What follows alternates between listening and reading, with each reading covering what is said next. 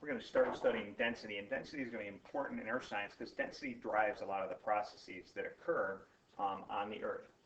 So we're going to start talking about density by asking which is heavier, a small rock or a very large piece of wood. So think of a tiny little stone that you might pick up or a big gigantic 2x4.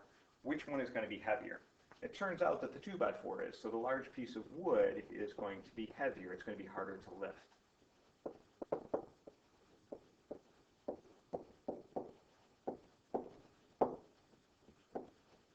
The large piece of wood is going to be heavier.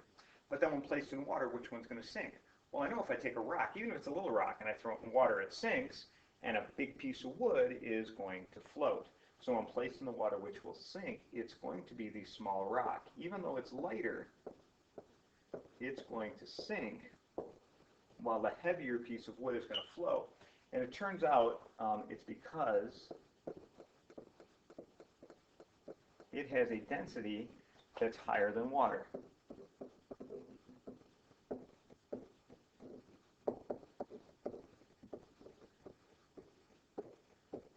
So it's not that heavy things sink, it's that things with a high density sink. To understand density, we have to understand mass and volume and then combine those to come up with an idea of density. So mass is how much something weighs. So in the example up above, the large piece of wood has a much bigger mass. So how much it weighs.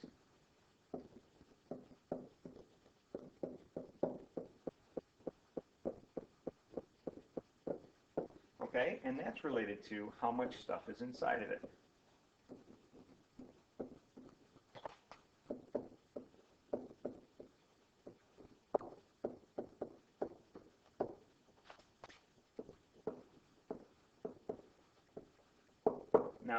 Now we know that that stuff is the proteins and the protons and the neutrons and the electrons that are inside of it.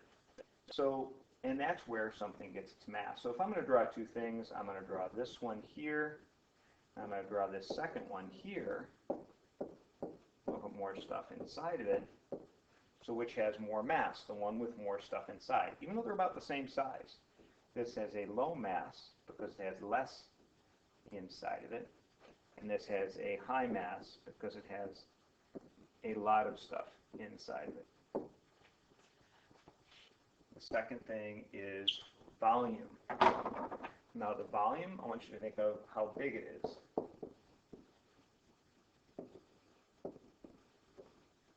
So how big something is.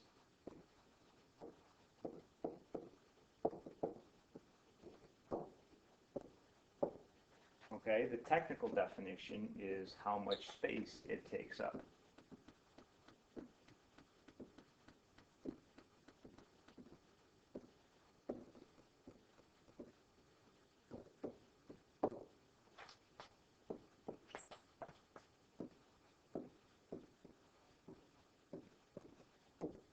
So if I was to look at two objects, I'll draw this one here, and maybe I'll put 5 objects inside of it. And I'm going to draw a bigger one. I'll put the same number inside of it. Okay? Now, the volume is how big it is, how much space it takes up. So this is a small volume.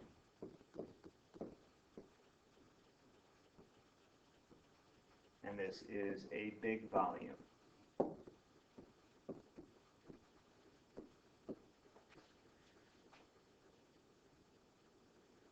So we want to draw an object with a small volume but a large mass. So small volume means it doesn't take up much space, so it's small. Okay, but a large mass means there's a lot inside of it. So it's going to look like this.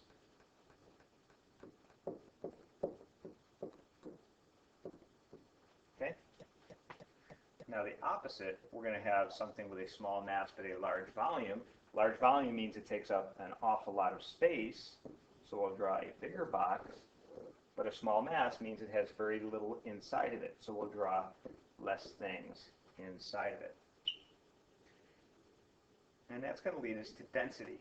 Density is how tightly packed the molecules are.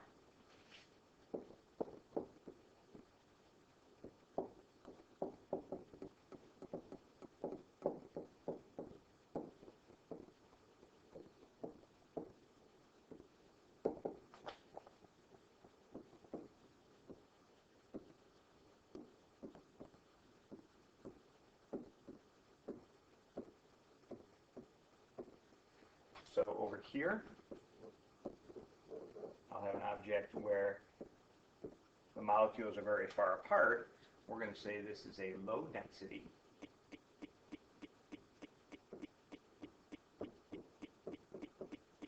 And then we'll draw another object where the objects are very close together. And we're going to say that this is a high density.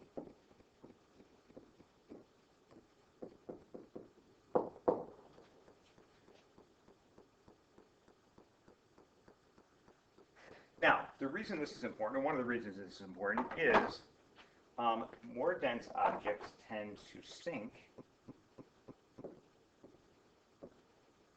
and less dense objects will rise. So a weather balloon will rise upward in the atmosphere because it's actually less dense than the atmosphere. A more dense object like a rock will sink. Even though the rock might not have a whole lot of mass, what's in there is tightly packed, and that gives it a high density, will make it sink.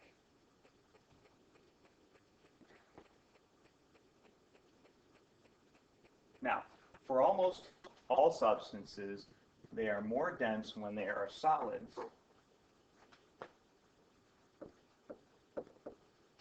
than when they are liquids. The exception to this is water. Solid water is called ice, and it has to be less dense than water because we know that ice floats.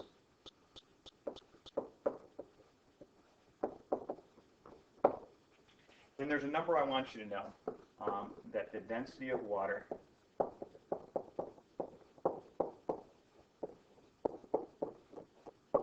is 1.0 grams per centimeter cubed. Because that's a number we're going to want to know. It's on the front of the reference table, but you probably ought to have it in your head. Now we have some examples. Several liquids and solids are placed together in a beaker.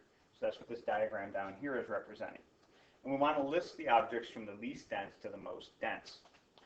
So the squares in here representing the solids, they get mixed in with these liquids, and then the least dense ones do what? Well, they're going to float toward the top, and the most dense ones are going to sink towards the bottom. So if I'm listing them from the least dense to the most dense, the one that rose to the top is going to be the least dense. So we're going to say it's going to be solid number 5. Solid 5 is the least dense. It floated upward. Now, what's right below it? That would be the next thing in density. And it turns out that we're going to say that right below that is liquid A. And it is actually going to have the same density as solid 4. If solid 4 was less dense, it would float to the top of liquid A. If it was more dense, it would sink to the bottom of liquid A. Since it's right suspended in there, it's not either more or less dense. It has the same density. Now our next thing is going to be solid 3 because it's below liquid A. So solid 3 is going to be next. Then next after that is going to be liquid B.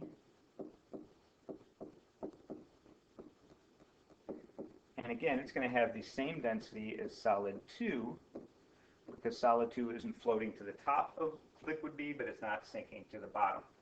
And then our most dense is going to be solid 1.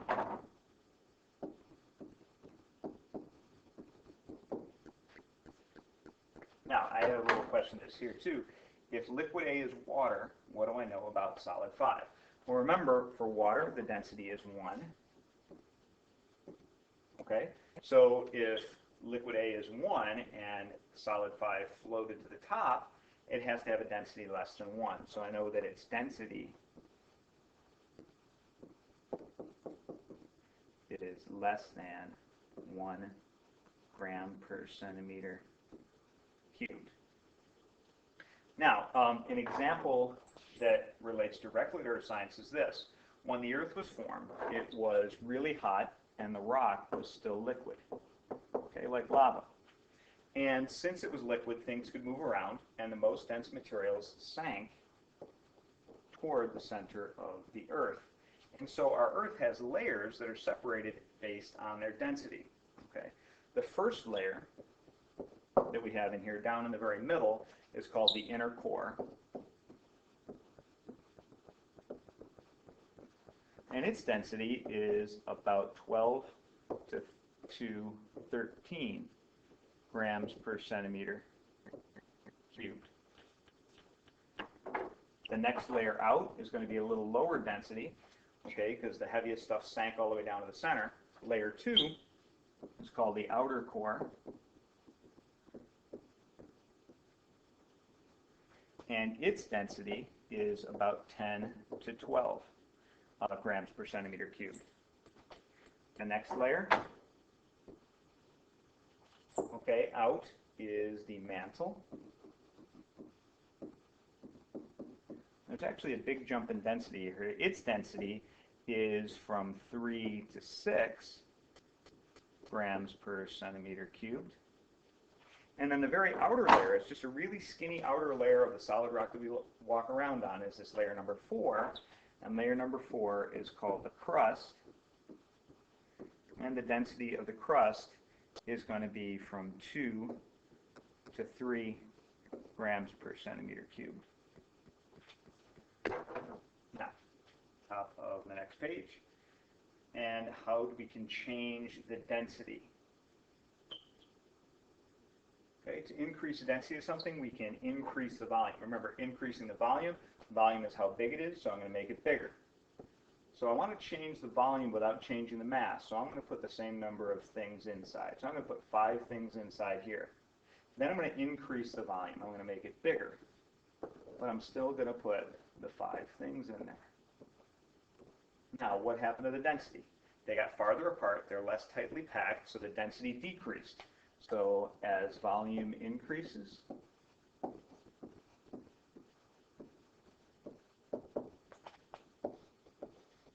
density decreases.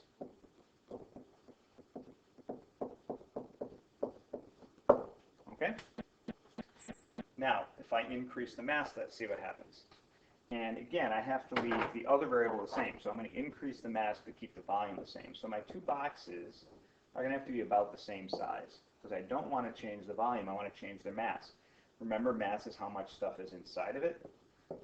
So I'll start out maybe with 5 inside of this one. And when I increase the mass, I'm going to have more than 5. Okay? Now, what happened to the density? Remember, density is how tightly packed they are. They're much more tightly packed in the second than in the first. So as mass increases, density increases, as long as the volume stays the same. Next one, cut it into smaller pieces. So this one might end up being a little bit surprising. I'm going to take an object that's pretty big, and I'm going to put 10,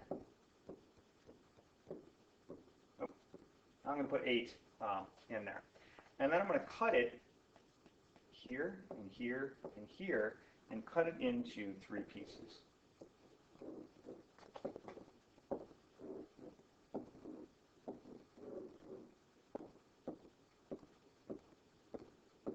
And what happened to the density? Well, they didn't get farther apart or closer together. They're not more tightly packed. They're not less tightly packed. So the density stayed the same.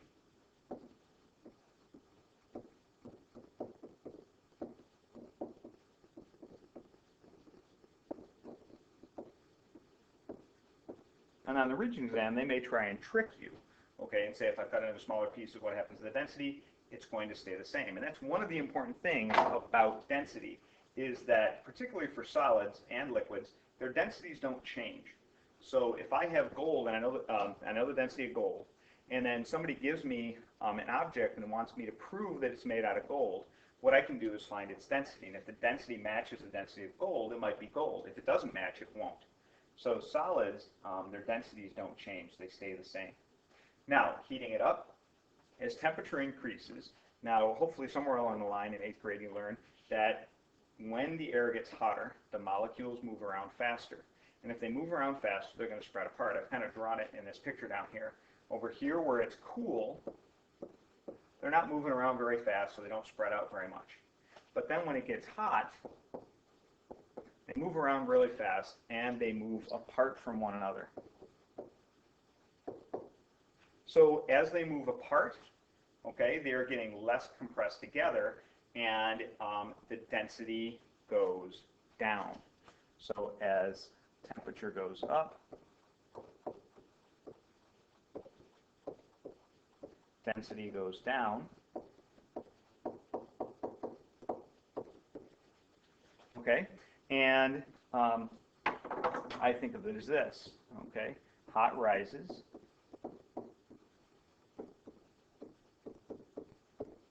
and cool sinks.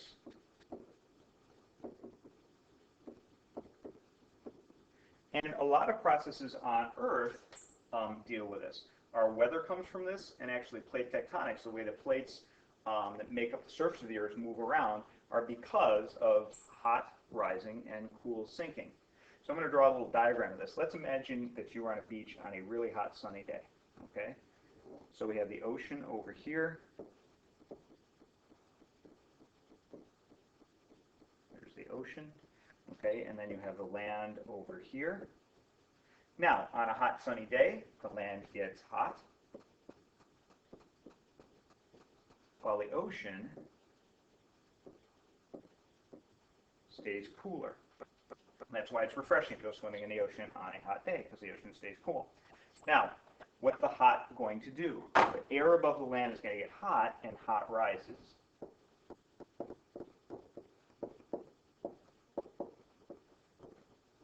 And then over the ocean, the cool is going to sink.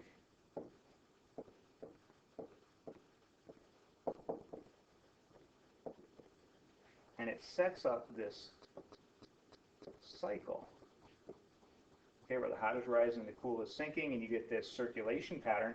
And if you were down here on the beach, you would feel a wind coming from the ocean, okay, and going toward the land. So convection currents drive the winds and the weather.